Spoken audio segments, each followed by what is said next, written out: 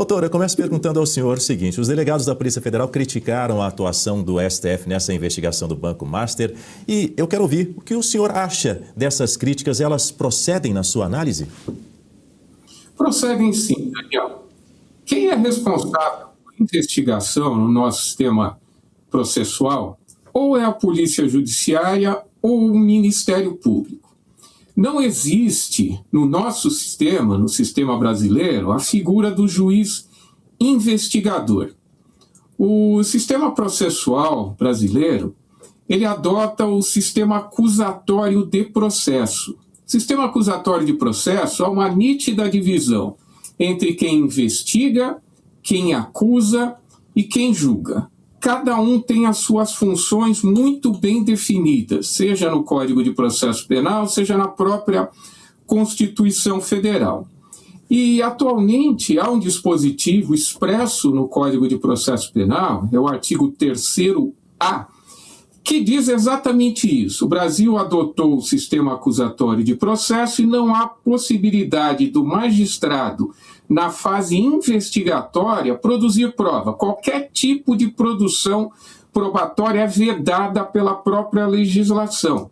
E esse dispositivo foi submetido ao crivo do Judiciário, no caso o próprio Supremo Tribunal Federal, que entendeu que ele é constitucional. O único senão é na fase processual, em que o Supremo Tribunal Federal entendeu que o magistrado pode produzir provas supletivamente às partes, ou seja, para complementar alguma coisa para formar a sua opinião, a sua decisão. Por exemplo, uma testemunha referida. Alguma testemunha ouvida faz referência a uma outra testemunha, o magistrado pode ouvir essa testemunha como testemunha do juízo. Pode fazer alguma pergunta que as partes não fizeram, pode interrogar o acusado, reinterrogar o acusado, estou dizendo, quer dizer, é só supletivamente na fase processual. Na fase investigativa que nós estamos agora, é vedado expressamente pela legislação que o magistrado investigue. Quem deve fazer isso? É a Polícia Federal, no caso, ou o Ministério Público Federal. Participam desta entrevista Guta Pini e Berenice Leite, que é quem faz a próxima pergunta para o senhor. Bom dia, doutor César. Olha, eu queria levar esse caso queria te ouvir em relação ao que está acontecendo fora do país, né? Lá, a Justiça da Flórida, a informação que eu tenho é que lá está tramitando, né? Eles foram acionados por uma empresa de auditoria contratada pelo próprio Banco Central, que fez já a liquidação do Banco Master. Isso está sendo investigado aqui no Brasil, na verdade, uma espécie de auditoria por parte do TCU, mas lá nos Estados Unidos já houve o bloqueio dos bens do Daniel Vorcaro. E aí é o que eu te pergunto, em relação a esses bens que são bloqueados fora do país, para aqueles investidores, né, os mais de 3.600 investidores que não fizeram ali investimentos às vezes tão altos, né, que ficam na casa de até 200 mil reais, melhor dizendo. Esses bens bloqueados lá fora do país podem, de alguma forma, ajudar a ressarcir também essas pessoas? Eu não conheço a legislação americana nesse particular, mas nesse primeiro momento acredito que não, porque se esses bens estão lá, pode ser também que existam até investidores norte-americanos. E, sem dúvida nenhuma, haverá uma prioridade desses investidores norte-americanos, alguma coisa que exista lá que possa ter prejudicado o próprio sistema financeiro norte-americano. Agora, se não houver nenhuma possibilidade desse tipo lá, pode ser pedida que esses bens voltem ao Brasil. Isso daí já aconteceu, inclusive no caso do Banco Jersey, na época que 200 milhões de dólares, da época do Paulo Maluf, em que havia esse dinheiro bloqueado lá no Banco Jersey e acabou sendo trazido ao Brasil, mas demorou muitos anos, porque isso depende de colaboração internacional, de acordos de colaboração internacional. Então é possível, sim, só que pela minha experiência, isso demora muito tempo. vai depender de acordos entre o Brasil e os Estados Unidos. Então, eu não conheço a legislação americana nesse particular, não conheço se há algum tipo de investidor norte-americano, alguma empresa norte-americana que também deva ser ressarcida. Agora, se não houver, não vejo motivo nenhum para que esse dinheiro seja trazido ao Brasil para ressarcir os investidores brasileiros, que são muitos efetivamente perderam dinheiro com o Banco Master. Quem faz qualquer tipo de aplicação sabe que ele oferecia CDBs, principalmente CDBs com CDI muito acima do mercado. E as pessoas acabam acreditando, e foi o que ocorreu. Muitas pessoas lesadas. Guta Pini faz a próxima pergunta. Doutor César, bom dia, obrigada pela entrevista. Eu queria saber do senhor como que o Procurador-Geral da República poderia atuar nesse caso para prevenir uma possível futura nulidade dessas investigações, dessas provas, até se o senhor entende que poderia haver uma nulidade, se a defesa já poderia até estar estudando essas possibilidades, porque é um imbróglio que está exposto para todos. O juiz quer uma coisa, quer conduzir de um jeito, a Polícia Federal não concorda, fala de atropelo das prerrogativas, das competências. Então, os investidores, aqueles que foram lesados, estão, na sua avaliação, estão correndo algum risco desse processo daí não ir para frente, dessas provas serem anuladas? E o que a PGR poderia fazer nesse momento para tentar prevenir esse desfecho? Não existe nulidade na fase investigativa. Tá? Não se decreta nulidade de toda a investigação existente no inquérito policial. O que se anula são provas. Pode ser anulada um depoimento, pode ser anulada uma perícia. O Procurador-Geral da República é o órgão responsável pela fiscalização dessas investigações, porque é justamente o titular da ação penal pública. Tudo que é feito nessa fase investigatória é direcionado ao Ministério Público, e o Ministério Público vai poder ou oferecer uma denúncia, que é uma acusação formal, ou promover o arquivamento desse procedimento, ou até determinar novas diligências. Então, o Procurador-Geral da República ele tem total liberdade, inclusive, para requisitar da autoridade policial a realização de outras diligências, a realização de outras provas. Então, cabe efetivamente ao Procurador-Geral, se verificar que essa investigação não está sendo feita, requerer ao magistrado que sejam tomadas providências ou até mesmo requisitar diretamente da própria autoridade policial que seja feita uma diligência. Qualquer diligência pode ser requisitado pelo Ministério Público. Uma prova, né, uma prova pericial, oitiva de uma testemunha. Normalmente isso é feito quando acaba um inquérito policial, quando o inquérito policial é relatado e enviado ao Ministério Público para que analise essas investigações. Mas, diante de tudo o que está ocorrido, a responsabilidade é do próprio Procurador-Geral. Porque, como você disse, é verdade. A prova, principalmente a prova pericial, ela pode se perder. Pode, inclusive, esses equipamentos eletrônicos, um telefone, tá? um computador. Se houver acesso desses computadores, desse telefone remotamente, a prova pode ser perdida, pode ser até apagada. Né? Qualquer pessoa conseguir um acesso remoto a esses equipamentos pode ser perdido, porque todas as vezes que esse equipamento ele é apreendido, toda a prova deve ser extraída. Tudo que existe dentro desses equipamentos são extraídos, são deixados em backup, justamente para que não haja qualquer tipo de interferência, qualquer tipo de acesso remoto. Então, quanto mais rápido for realizada essa perícia, melhor. E uma observação que eu faço, perícia é realizada por perito oficial, perito do Instituto de Criminalística, seja dos estados, seja da Polícia Federal. E há dentro da própria Instituto de Criminalística, metodologia própria de distribuição dessas perícias, seja por especialidade, seja por sorteio. Não se pode indicar o perito que vai realizar a perícia, porque não é assim que funciona nosso sistema. Nosso sistema ele exige imparcialidade dos peritos.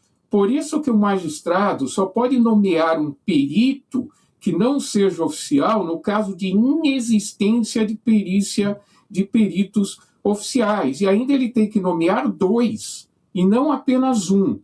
Isso daí, peritos de confiança, mas quando não há perito que possa realizar determinada perícia, o que não é o caso. Então, quem realiza a perícia é perito oficial, no caso do Instituto de Criminalística Nacional, da Polícia Federal, mediante metodologia própria de distribuição, justamente para que não seja questionado posteriormente até a cadeia de custódia. Porque pode ser dito exatamente isso. Olha, como eu vou saber se não sumiu um pendrive, se não sumiu um telefone? Porque o que se exige é a isenção do perito justamente para que não haja esse tipo de comportamento, esse tipo de questionamento, tanto da parte da acusação quanto da parte da defesa.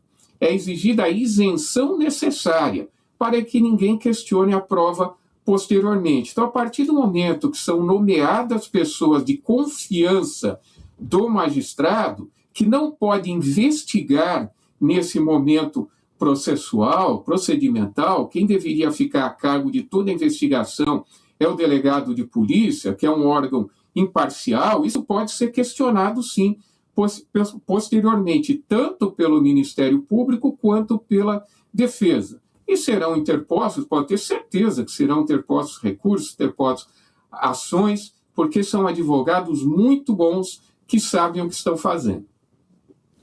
O senhor mencionou a PGR, e aí falando agora sobre o ministro Dias Toffoli especificamente, tem muitos debates sobre a permanência dele nesse caso, principalmente depois de todos esses episódios. A Transparência Internacional Brasil, por exemplo, defendeu que a Procuradoria-Geral da República, a PGR, deveria pedir ao STF o afastamento do ministro desse inquérito. E aí eu pergunto ao senhor, quem de fato pode removê-lo e em que circunstâncias? Porque tem indícios de que isso possa acontecer na avaliação do senhor? Essas críticas, por exemplo, da PF, como essas feitas pela Polícia Federal, elas poderiam, de alguma forma, influenciar? Eu acredito que sim. E quem pode tomar qualquer providência nesse momento procedimental é o Procurador-Geral da República. O nosso Código de Processo Penal, o Código de Processo Civil, a depender se trata de matéria penal, matéria civil, que são muito parecidos, ele traz os chamados institutos do impedimento e da suspeição. Porque um dos pressupostos processuais mais importantes, pressuposto de validade, que vai fazer com que o processo seja rígido, que não haja qualquer tipo de parcialidade, é justamente que o juiz seja isento, ele não pode ser nem impedido e nem suspeito. E quem traz isso são os artigos do Código de Processo Penal que nos interessa nesse momento. E um dos dispositivos fala, olha, o juiz é suspeito se ele for amigo íntimo ou inimigo capital de qualquer das partes. Então, se ele tiver uma amizade muito estreita, no caso de alguém que vá ser processado ou está sendo processado, ele deve se afastar do processo. Ele deve se dar por suspeito. Outra hipótese, e nesse caso é mais fácil de nós entendermos, é se ele tem interesse direto no resultado do processo. Ele é impedido e é causa objetiva. Então, se tiver um parente próximo dele, esposa, ele deve se dar por impedido, ele deve se afastar do processo, porque senão vai pairar aquela pecha de falta de isenção. E para isso nós temos institutos previstos no Código de Processo Penal, que são as suspeições. Então pode-se ingressar com exceções, no caso, exceções, pode-se ingressar com exceção de suspeição ou impedimento. Só que isso ocorre na fase processual. Nessa fase procedimental, como eu já disse, é algo totalmente inusitado, porque o magistrado não funciona agora. O magistrado ele só atua na fase procedimental para garantir a lisura das investigações e que os direitos e garantias fundamentais daquelas pessoas que estão sendo investigadas sejam preservados. Então, sempre que houver qualquer tipo de necessidade de ordem judicial, que a gente chama de reserva jurisdicional, é que o magistrado atua. Então, se houver necessidade de um pedido de busca e apreensão, de quebra de sigilo, de interceptação telefônica, o magistrado ele não pode de maneira nenhuma conduzir a investigação, dizer, olha, tem que ouvir essa pessoa, tem que ouvir outra. Quem faz isso é o Ministério Público. É o Ministério Público que atua nesse momento. E, como eu já disse, normalmente após a finalização das investigações. E isso existe justamente para não macular a prova produzida. Vou dar só um exemplo. Na França, o magistrado, ele investiga. Existe um magistrado instrutor. Ele que atua na investigação. Só que mesmo lá, terminando essas investigações, isso passa para outro magistrado. É outro magistrado que vai atuar no processo. Aqui, além do magistrado não poder investigar, ele, se investigar o que já está errado, que é causa de ilicitude probatória, porque está sendo violado o sistema acusatório de processo, mesmo que ele investigue, ele não pode atuar depois na fase processual, porque ele seria impedido por ele ter interesse direto no resultado do processo. Marcelo Rocha Monteiro também participa dessa entrevista com o senhor e é quem faz a próxima pergunta. Bom dia, Marcelo. Bem-vindo. Bom dia, Daniel. Bom dia para a nossa audiência. Bom dia, doutor César. Doutor César, como é que o senhor explica, do ponto de vista do direito processual penal, que essa investigação esteja tramitando perante o Supremo Tribunal Federal e não perante um órgão jurisdicional de primeira instância, né? O senhor entende que há justificativa para isso, de acordo com a nossa legislação? E, para complementar, né, diante do que o senhor acabou de dizer, eu vou fazer uma pergunta mais direta. O senhor arguiria, o senhor entende que o Procurador-Geral da República já deveria arguir a suspeição do ministro Toffoli?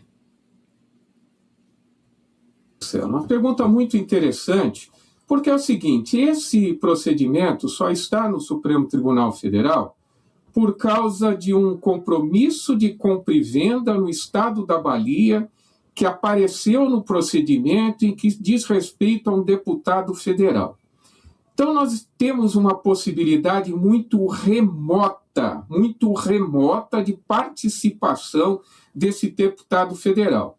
Não é uma mera suspeita que desloca a competência para o Supremo Tribunal Federal. A necessidade de uma suspeita concreta de que esse deputado federal, de alguma forma, teria participado dos diversos crimes praticados contra o sistema financeiro nacional, até de organização criminosa. Porque senão, daqui a pouco, o Supremo Tribunal Federal vai ser o repositório de todas as investigações e que haja uma simples menção a alguém com prerrogativa de foro, o que não é correto de acordo com a própria jurisprudência do Supremo Tribunal Federal. Não basta a menção, basta pelo menos uma suspeita forte, uma suspeita concreta de que esse deputado tenha, de alguma maneira, contribuído para a prática do crime. E eu vou mais longe, de acordo com a própria jurisprudência do Supremo Tribunal Federal, recentemente referendada pelo Pleno, só se houver, além desse compromisso de compra e venda, suspeitas de que eventual crime praticado tenha relação com o exercício das funções deste deputado federal. Porque se não houver essa relação, tudo tramita em primeiro grau, que lá deveria estar. Eu não conheço profundamente as provas, acredito que ninguém conheça, porque o procedimento está em sigilo. Só se houver alguma outra coisa que nós não saibamos, que traga algum elemento de participação efetiva deste deputado federal, que no exercício das suas funções atuou de alguma maneira nessa fraude existente no Banco Master, o que me parece muito pouco plausível essa hipótese. Você me perguntou se eu fosse o Procurador-Geral da República. Eu já teria, sem dúvida nenhuma, pedido o afastamento do ministro. Não apenas porque eu tenho certeza de que ele é impedido ou suspeito. Eu costumo dizer para os meus alunos que, como já dizia César, há milhares de anos, pelo menos 2.300 anos atrás, que não basta a mulher de César ser honesta, ela deve parecer honesta. E a credibilidade da justiça é um dos instrumentos mais importantes que existe perante a população, porque se existe qualquer possibilidade de suspeição, qualquer possibilidade de impedimento que possa aparecer concretamente no futuro, isso vai fazer com que esse processo seja considerado nulo desde o primeiro ato de participação do magistrado. Então, esse procedimento todo, muito embora não haja, você como professor de processo penal sabe disso, não haja nulidade em inquérito policial, pode haver nulidade das provas produzidas, como uma perícia, pode ser determinada a nulidade. Se houver uma delação, uma colaboração premiada, pode ser considerada a sua nulidade. Se houver qualquer possibilidade futura do magistrado, no ministro, no caso, de ser considerado impedido ou suspeito. Muito embora não vá ser anulado todo o procedimento, algumas provas de que houve a participação direta do magistrado, que não deveria estar participando, porque nós estamos diante de um procedimento e o magistrado não atua na fase investigativa, de acordo com o artigo 3º-A do Código de Processo Penal, mas se houver essa possibilidade, o magistrado, ele próprio, deve se afastar, seja a pedido da Procuradoria-Geral da República, e se não houver esse afastamento, isso deveria ser arguido perante a turma em que ele atua, justamente para preservar a imparcialidade dessas investigações e para que essas investigações avancem, porque da forma como está sendo feita, ela está sendo truncada. Não é possível se dizer, olha, a autoridade policial tem 48 horas para realizar um ato. Mas peraí, o Código de Processo Penal não traz esse prazo. Não há esse prazo. Com base no que vai se determinar um prazo para se realizar uma investigação? A investigação ela deve ser bem feita. Ela não pode extrapolar muito o prazo, lógico, porque há o princípio que qualquer ato judicial ele deve ser célere. Tudo deve ser célere. Mas não se pode atropelar as investigações, porque isso só vai atrapalhar. No final das contas, vai atrapalhar. A investigação deve se dar no momento certo, para que as provas sejam buscadas, para que as perícias sejam realizadas, e quem tem esse momento é o delegado de polícia, tanto que é pedida a dilação de prazo, de tempos em tempos, 30, 60, 90 dias, a depender do que determina o magistrado, vai ser pedida a dilação de prazo. E se é pedida a dilação de prazo e ela é deferida, quer dizer, tem prazo para se fazer, pelo menos 90 dias. Então, não vejo motivo para se dar um prazo tão exíguo para que determinada prova seja produzida. A Guta Pini tem mais uma pergunta para o senhor. Doutor César, é justamente sobre a questão da delação premiada que eu queria falar com o senhor. O senhor acabou adiantando um pouquinho, mas dá para explorar um pouco mais. Muitas pessoas estão animadas com a possibilidade de uma delação premiada do Daniel Worcaro. Então, eu gostaria que o senhor explorasse para nós. É usual se fazer delação premiada ainda nessa fase de investigação? Ou seria mais numa fase já de ter sido oferecida a denúncia, já tem os réus, o processo está minimamente estabilizado, ou não é assim mesmo? E o fato justamente de uma delação acontecer neste momento, ainda sob a direção deste juiz, desse ministro, isso poderia acarretar em prejuízos para o processo se lá na frente o Procurador-Geral da República arguir aí um impedimento, a suspeição do ministro, mas até que seria o caso dele já arguir antes de fazer essa delação. Ele não pode daí usar essa carta lá na frente. Como é que o senhor avalia? delação premiada é um acordo entabulado entre as partes. O Ministério Público chama o advogado do investigado, apresenta as provas produzidas, fala, olha, eu tenho isso daqui quanto o seu cliente. Eu lhe dou a oportunidade do seu cliente esclarecer tudo, trazer as provas produzidas, e com isso daí eu vou lhe dar alguns benefícios. Esse benefício, inclusive, pode chegar ao ponto de não oferecer a própria denúncia. É possível ser proposto isso pelo Ministério Público. É possível ser proposto também uma redução da pena, até extinção da punibilidade em alguns casos. A defesa vai avaliar as provas existentes, pode falar, no momento eu não quero.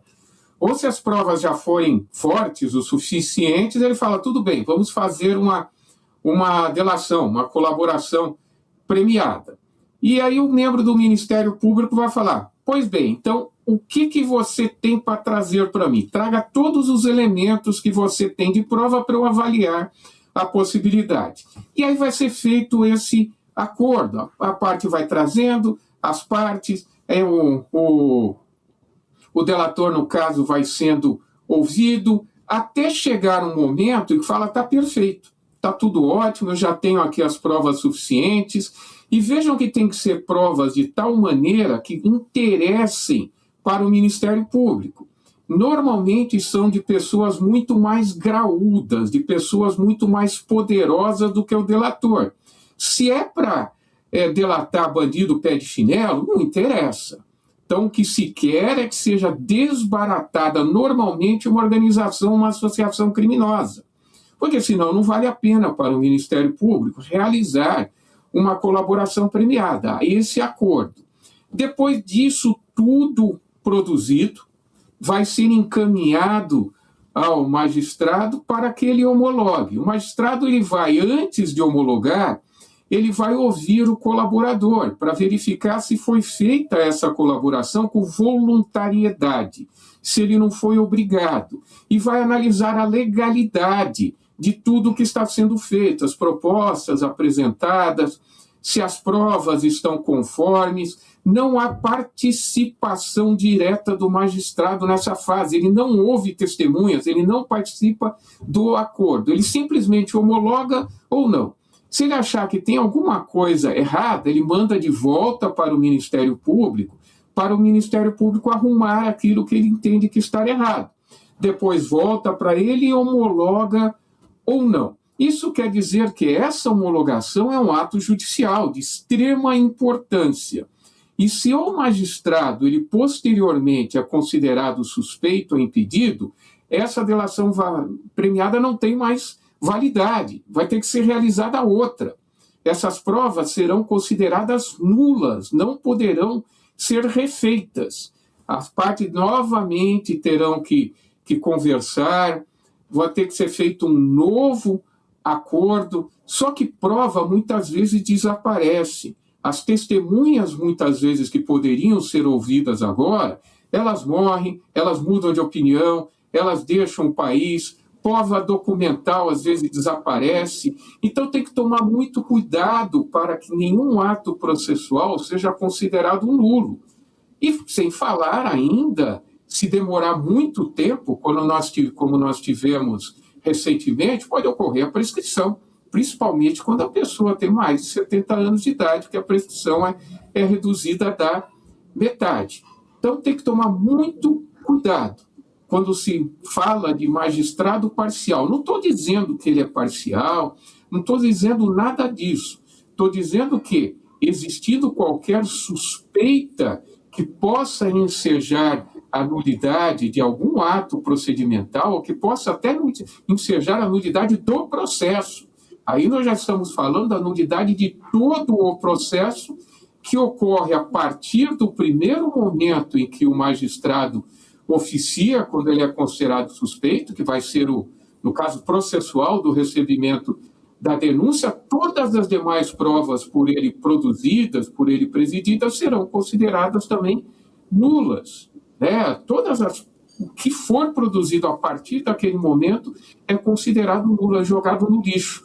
Por isso que sempre que há possibilidade de um impedimento ou suspeição do magistrado, ou o magistrado, ele verificando isso, ele esponte própria, ele deve falar, olha, eu vou me afastar. Se não afastar, cabe à parte interessada no processo, o Procurador-Geral da República, se houver assistente de acusação, o assistente de acusação, arguir a suspeição e acabar apresentando uma exceção, seja de suspeição, seja de impedimento, e na fase procedimental cabe ao Procurador-Geral da República, se verificar a possibilidade de que haja qualquer tipo de prejuízo às investigações, também levantar primeiro pedido ao magistrado que ele se afaste por determinados motivos, se não o fizer, levar isso ao conhecimento da turma a que ele pertence para que seja julgado. Como eu já falei, é um negócio muito estranho, porque isso não deveria ocorrer na fase procedimental, porque o magistrado não investiga. Então é algo inusitado, é algo que eu nunca vi isso ocorrer nos meus 35 anos de atuação no Ministério Público. Nós conversamos com o procurador César Adair Mariano, aqui no Jornal da Oeste, primeira edição. Muito obrigado pela participação do senhor. Bom dia e até uma próxima oportunidade e ótima semana. Bom dia, ótima semana a todos também.